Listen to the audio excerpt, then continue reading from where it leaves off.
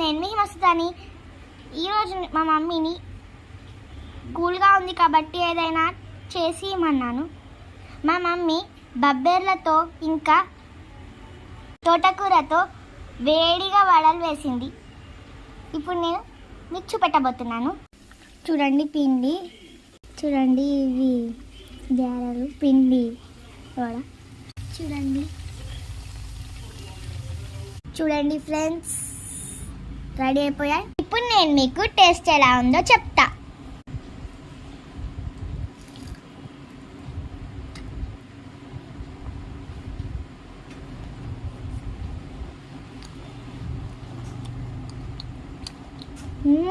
Super, చాలా టేస్టీగా ఉన్నాయి ఫ్రెండ్స్.